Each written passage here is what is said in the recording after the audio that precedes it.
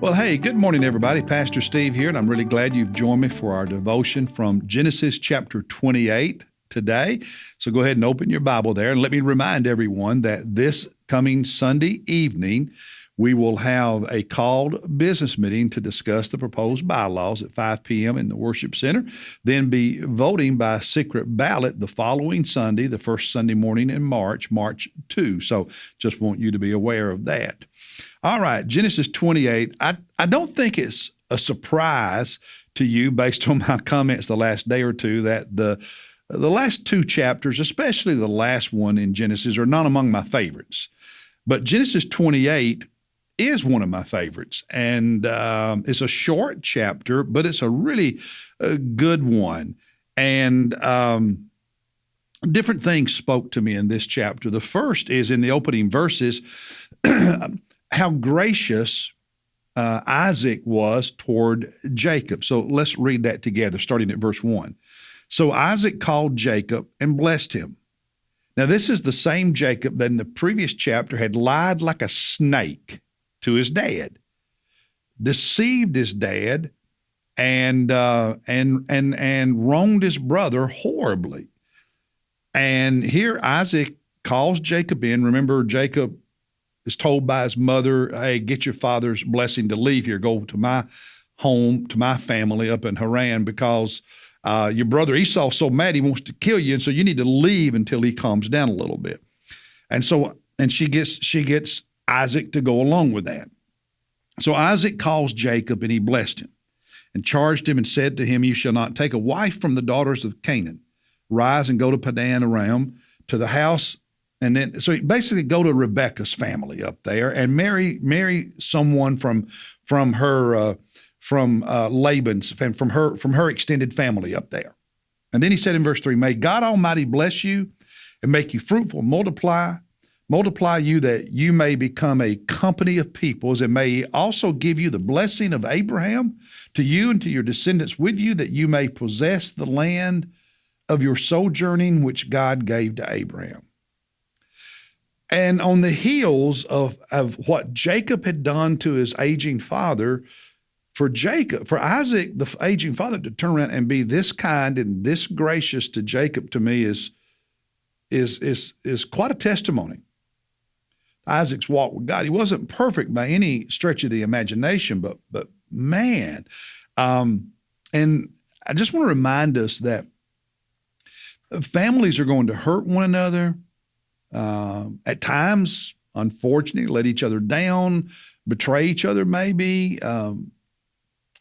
If we don't learn to forgive and to let go of grudges and hurts, the chances are we're not going to have a lot of family in our life long term.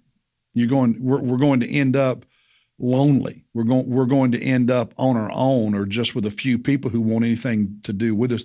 There is no way, not just for your immediate family, but for your extended family, to stay healthy, stay together long term, if in the family we don't learn to practice forgiveness, if we don't learn to let go of hurts and let go of grudges. Now, I'm not talking about letting people just constantly abuse you and all of that. But it's just a reality. People who hold on to grudges lose relationships. And so you have to choose, which is more important to you, holding on to your grievance, holding on to your grudge, or having people in your life, having relationships long term. So I am encouraged by Isaac's graciousness in this story. The second thing is Esau, and how his rebellion deepens. Rather than responding to his betrayal by Jacob and all of that, yes, it hurt, and he screams in anguish in the last chapter, and we all understand that. And when bad things happen, we have a choice. We can feel our pain and work through it and come out on the other end healthy with God and with others, or we can let it ruin us and let it deepen our rebellion against God and the people in our life. And if you'll look at verses 8 and 9, in chapter 28. So Esau saw that the daughters of Canaan displeased his father Isaac. In other words, um, Isaac sending Jacob to the homeland and an extended family of Rebekah's family to find a wife because he didn't want him to take a wife from the Canaanites. Esau saw that. Well, hey, Dad doesn't want us to marry one of these Canaanite women. So in verse 9, Esau sees this, that displeases his dad. And so he goes to Ishmael, Jacob's half-brother, Isaac's half-brother, rather, and he married, besides the wives he already had, Mahalath, the daughter of Ishmael, Abraham's son, the sister. So he goes and marries a Canaanite woman on purpose to spite his father. Now, remember, his father did not betray Esau on purpose. He was beguiled by Jacob and Rebekah. But he was a man of his word, so he didn't take back his blessing from Jacob. He gave Esau a blessing, but it wasn't the one Esau really wanted. And so here he's blaming his dad, and his bitterness just gets deeper. And he says, if I do this, it will irritate the you-know-what out of my father. And he already had two wives that irritated his mother. Now he wants to irritate his dad, and his rebellion just deepens and deepens, and that kind of follows up on my first point today. That when you hold on to grudges and bitterness, you're gonna hurt relationships. You're going to destroy families. And here Esau holds on to it, and he just makes another bad decision, makes what's bad worse. There's good news years down the road for Esau when he kind of works through some of this and gets a little bit healthier. But right now, man, he's not making things better. And this emotional reaction of I'm going to take my vengeance out, and I'm going to irritate you, and I'm going to get back at you, and I'm going to do something that I know you don't like and want me to do and bother you. It doesn't make families healthy or better. It makes families weaker and worse. And then the third thing is I want to talk about Jacob for a minute, because let's just be honest, okay? I don't want to overly spiritualize this, and I'm asking you not to. Jacob was not a good man at this point in his life. He was a lying, conniving, sneaking. I got nothing good to say about Jacob to this point in his life. He was not a man of God. He just wasn't. And so he's on his way to his mother's extended family and homeland to find a wife, and also to hide from his brother Esau so he won't be killed while Esau's mad. And of course, he has this dream, this vision, Jacob's ladder, reaching from earth up to heaven, and angels going back and forth, up and down, and God at the top talking to him, and God speaks to him in that dream and that vision, and talks about how he's going to bless him and so on. And in verse 16, Jacob awoke from his sleep after he had this vision during his sleeping, and he said, "Surely the Lord is in this place, and I did not know it. God is here, and I was clueless." And so he was afraid. And he said, "How awesome in this place." And he takes this rock he'd been sleeping on, and he makes a small altar there, and then he makes a commitment. In verse 20, Jacob made a vow saying, "If God will be with me and will keep me on this journey that I take, and will give me food to eat and garments to wear," nothing special, just, keep me alive, the basic necessities, and I return to my father's house in safety. So if I'm able to go to where I'm going, and then when it's time to come back, I come back, and that goes well, and I come back safely, if God does that for me, the end of verse 21, then the Lord will be my God.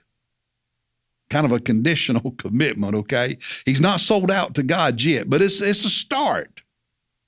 And then he says, "All you give me, I'll give you a tenth." Okay, you have another mention of the tithe here, okay? Giving 10% of what you earn, your income, to the Lord. For me, this is the beginning of Jacob becoming a man of God.